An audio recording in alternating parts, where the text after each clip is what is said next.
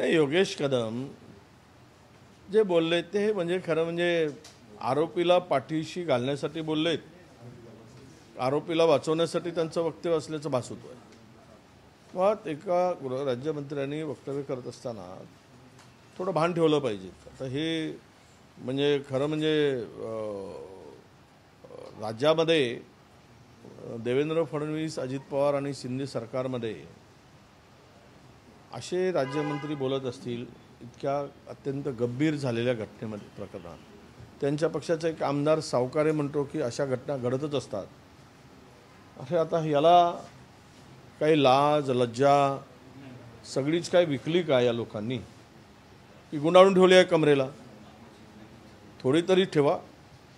एखाद्या तरुणवर अत्याचार होतो, ती पीडित होते आणि तुमच्या वक्तव्यांनी अख्ख्या महाराष्ट्राला या सगळ्या ह्याच्यामुळं मान शर्मेने घालावं लागतं, शर्मेने मान खाली घालावी लागते.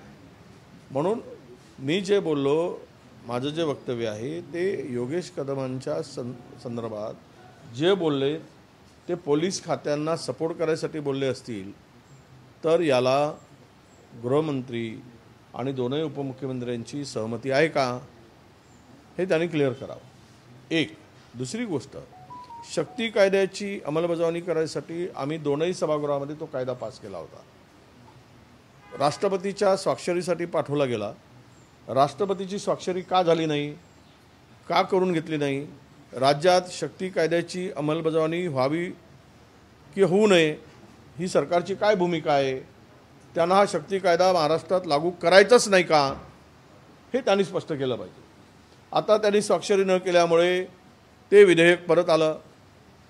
त्यांनी लॉ ज्युडिशरीने त्यांना सांगितलं की हे विधेयक आता आम्हाला लागू करता येणार नाही, ते विड्रॉ करावं लागेल, मागे घ्यावं लागेल. उद्याच्या कॅबिनेट पुढे येईल, ते कॅबिनेट पुढे आणून ते विधेयक मागे घेतल्या जाईल. मग सरकार नव्यानं ते विधेयक आणणार आहे का? राष्ट्रपतीची स्वाक्षरी का झाली नाही, का सरकार त्या मागे लागून स्वाक्षरी करून घेऊ शकले नाहीत? राज्यात हा कायदा लागू करण्यासाठी काय अडचणी आहेत? कारण सत्ताधारी लोक त्यामध्ये जास्त सहभागी होत आहेत. हा कायदा लागू झाला तर आमच्याच लोकांवर अधिक अडचण होईल, आमच्या लोकांची, असं सरकारचं म्हणणं आहे का? हे सगळी परिस्थिती पाहताना आता नव्यानं विधेयक आणणार की कायदाच करायचा नाही राज्यामध्ये आणि महिलांवरील अत्याचार वाढत राहू द्या, ते वाढत गेले पाहिजेत. खुलेआम तरुणींची, महिलांची इब्रत लुटली तरी यांना काही देणं घेणं नाही, अशा प्रकारची या सरकारची भूमिका आहे का हे स्पष्ट करण्याची आवश्यकता आहे. म्हणून सरकारला आमचं म्हणणं आहे, हे विधेयक तुम्ही मागे घेऊ नका. काय तुम्हाला मसुदा करायचा आहे, त्यामध्ये काही दुरुस्ती करायची आहे, काही अमेंडमेंट करायची असेल ते करा आणि नव्यानं विधेयक आणा आणि याच अधिवेशनामध्ये शक्ती विधेयक आणून परत राष्ट्रपतींच्याकडे स्वाक्षरीसाठी पाठवा.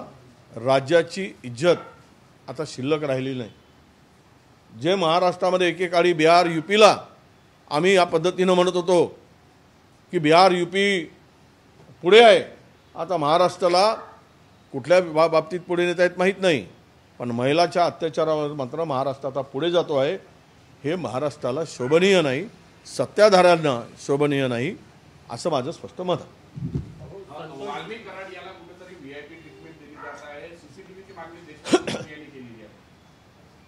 वाल्मिक कराड तर सध्या धनुभाऊचा सोबतीच आहे ना, ते काय लपून राहिलं आहे काय? आता मंत्र्यांचा सोबती त्याला VIP ट्रीटमेंट नाही द्यायची तर कोणाला द्यायची? दिलीच पाहिजे त्याला. आणि धनुभाऊंचा आदेश असेल की वाल्मिकला कुठलाही त्रास होता कामा नये, त्याशिवाय त्याला VIP ट्रीटमेंट मिळू शकत नाही. म्हणून त्यांना मंत्रिमंडळातून बाहेर काढायची मागणी जर होत असेल तर ते केली गेली पाहिजे. तोपर्यंत या आरोपींना सजा होणार नाही. हे आरोपीला अभय देण्याचं जे काम चाललेलं आहे, आरोपींना पाठीशी घालण्याचं जे काही काम चाललं आहे, सत्ताधाऱ्यांच्या इशाऱ्यावर आहे असा याचा अर्थ होतो. काल मुख्यमंत्र्यांनी 100 दिवसाच्या आढाव्याची एक बैठक घेतली, 4 तास ती बैठक झाली.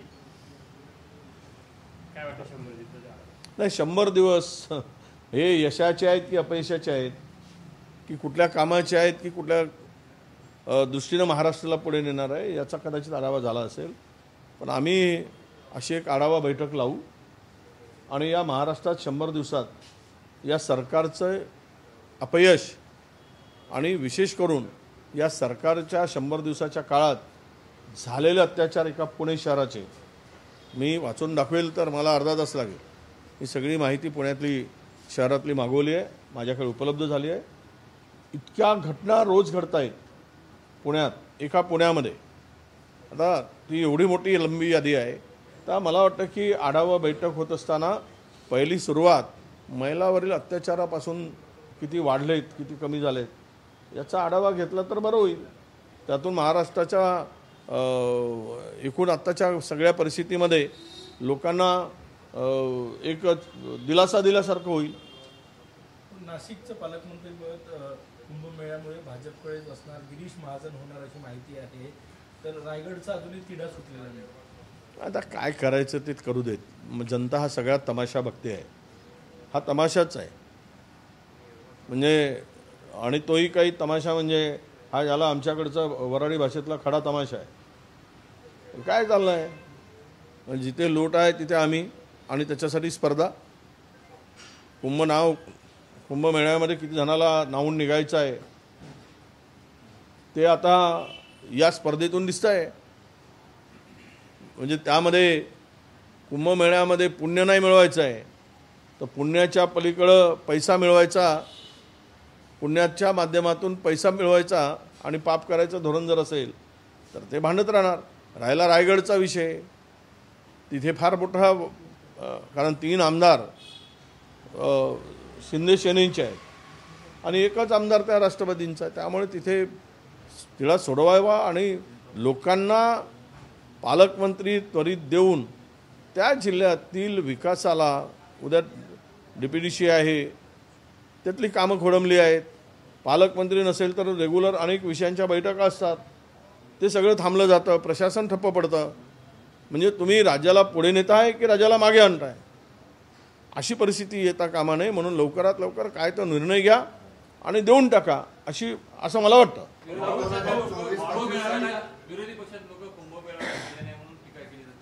नाही हे काय हे याला टीका, कुंभमेळा काय भाजपचा आहे का त्यांनी असं म्हणायला?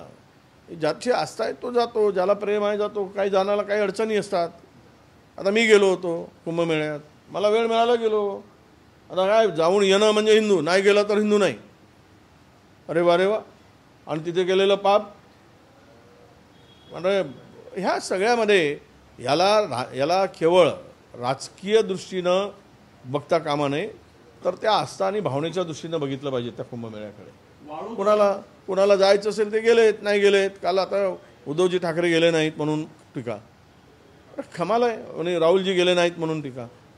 तुम्हाला तिकडे मी जाऊन आलो, नदीच्या काठावर जे पाणी आहे, ठीक आहे, आम्ही ते संगमावर आंघोळ केली, आम्ही स्नान केलं म्हणून चांगलं थोडं तरी पाणी होतं. पण काठावरचं पाणी ज्या सगळे लाखोच्या लोकांनी तिथे स्नान करत होते तिथे उभं राहू शकत नाही. मग ही ते कोणाची जबाबदारी आहे? राज्य सरकारची नाही, योगी सरकारची नाही ती जबाबदारी. तिकडे स्वच्छता ठेवणं, तिथे बंदोबस्त ठेवणं, व्यवस्था करणं. नाही केवळ काय नाही इतके कोटी गेलेत, तितके कोटी गेलेत, काय अर्धी आबादी गेली का हिंदुस्थानची? काहीतरी दाखवून, खोटं प्रसारित करून, खोटं इव्हेंट करून हे सगळं दिशाभूल करण्याचं काम आहे. जिथे हे काही आता भाजप सत्तेत आल्यापासून तो शाही होतं काय, नेहरूंजीच्या काळात झाला. अनेक कुंभमेळे स्वतः नेहरूजी गेले होते. हे शाही स्नान किंवा कुंभमेळे होतात हे काय भाजप सत्तेत आल्यापासून सुरू झाले आणि गेले नाहीत. त्यामुळे हिंदूचा विषय आला किंवा हिंदू धर्मांचा अपमान झाला. याच्यापूर्वी तर हे दिसत पण नव्हते भाजपवाले, त्यावेळेस काँग्रेसवालेच जात होते.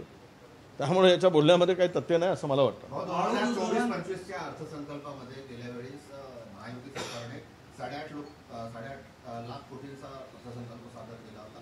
तेवढी निधीची तरतूद केली होती. मात्र आतापर्यंत केवळ 40%च निधी यावर्षी खर्चित झालेला आहे. गेल्या 5 वर्षांचा हा निच्चांकी आहे. नाही खरं तर पैसे गेले कुठे? कर्ज वाढत आहे, खर्च होत नाही, बजेटमध्ये दाखवलं जात आहे. संविधानिक अधिकार असताना शेड्यूल ट्राईब, शेड्यूल कास्टच्या लोकांना 100% निधी खर्च होणे अपेक्षित असताना तिथे तर 25% आणि 26%च निधी खर्च झालेला आहे. म्हणजे हे पैसे गेले कुठे? का खर्च केले गेले नाहीत? मग विकास म्हणतो आपण तर मग निधी उपलब्ध आहे, बजेट आहे तुमचा, तर मग बजेटमध्ये तुमच्याकडे बजेटप्रमाणे महसूल गोळा झाला नाही का? त्यामध्ये कुठे गडबड झाली का? हे सगळे विषय आता आम्ही मांडू अधिवेशनात. पण एक आहे की राज्याच्या तिजोरीत पैसा नाही. मग पैसा नाही, खर्च 40% झाला आहे. तुमचा बजेट जर तुम्ही ठरवलात की पुढच्या वर्षी आम्हाला किती अपेक्षित आहे, रेव्हेन्यू महसूल किती अपेक्षित आहे आणि कुठून कुठून रुपया येणार आणि कुठे रुपया खर्च होणार, याचा ताळमेळ करून बजेट दिला जातो. मग ह्यामध्ये कुठं चुकलं, कोणाचं चुकलं, कुठे पैसे वळवले गेलेत, हे सगळं मागू आम्ही आणि त्याच्यावर बोलू. वाळू धोरण जाहीर होणार होतं. चंद्रशेखर बावनकुळे महसूल मंत्री म्हणाले होते की 23-24 तारखेपर्यंत वाळू धोरण जाहीर होईल. एकीकडे वाळूचे घाट सगळे बंद आहे, वाळूची विदर्भामध्ये कोकणामध्ये विविध पद्धती आहेत, ठिकठिकाणी आपण आरोप प्रत्यारोप तुम्ही केले, काही सरकारनं तुमच्या सरकारमध्ये तुमच्यावर आरोप झाले. त्यामुळे वाळू धोरण जे आहे ते पुढे अडलंय. घरं कसे तयार होणार, समृद्धी एक्सटेन्शन आणि शक्तीपीठ नवीन त्यासाठी वाळू लागणार आहे. नाही, महसूल मंत्र्यांशी भेट घेऊन आम्ही या विषयावर चर्चा करायचं ठरवलं आहे. खरं तर फार गंभीर विषय आहे. घरकुलांची कामं थांबली, शासकीय कामं थांबलीत, विकासाची कामं थांबलीत, रस्त्याची कामं थांबलीत, सगळेच फार लोकांना त्रास आहे या संदर्भात. आणि त्यामुळं लोक अक्षरशः वाळूमुळं हैराण झाले.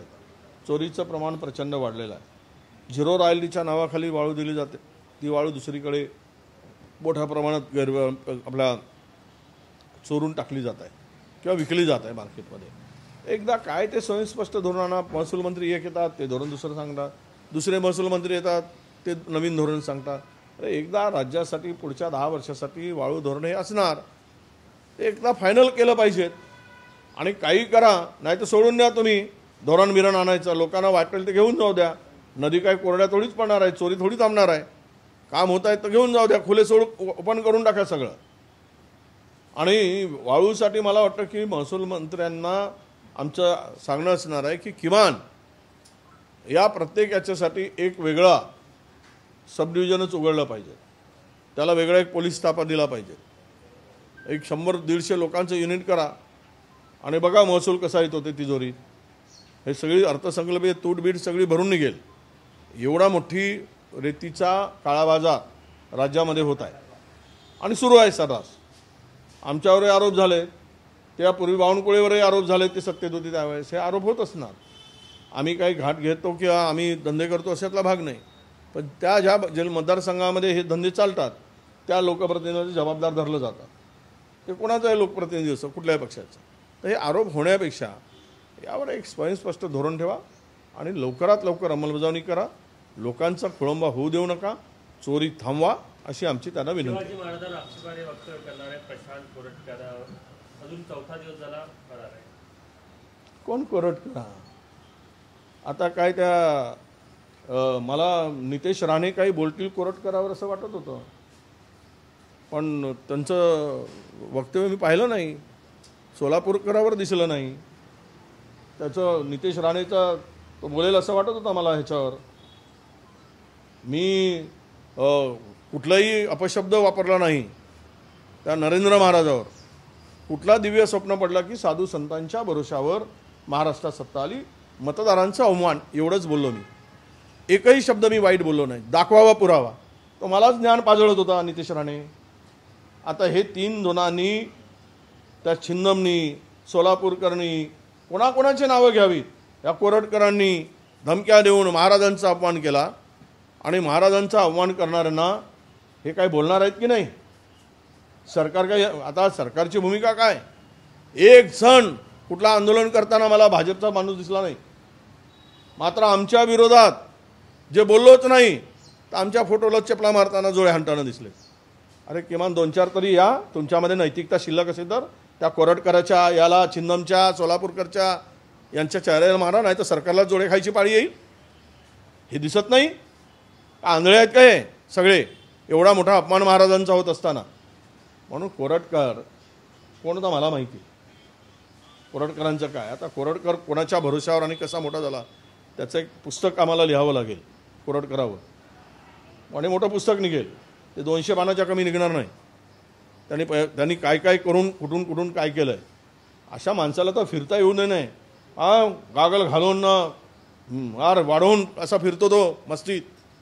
सत्तेची मस्ती असल्यावर दिसते ना त्याच्या चेहऱ्यावर त्या कोरटकराच्या. हे काय मी सत्तेची मस्ती आहे असं दाखवतो तो. अरे IPS IAS अधिकाऱ्यांच्या बदल्यामध्ये त्याला विचारून जर राज्यात होत असतील तर कोरटकर महान माणूस आहे. त्यामुळे त्या कोरटकरावर बोलण्याचा कोणाला अधिकार नाही. कारवाई करायची नाही, अटक करायची नाही. झाली, गुन्हा दाखल झाला, उद्या त्या अधिकाऱ्याची बदली झाली तर तुम्ही काही वाईट वाटून घेऊ नका. ही परिस्थिती राज्यात आहे. धन्यवाद.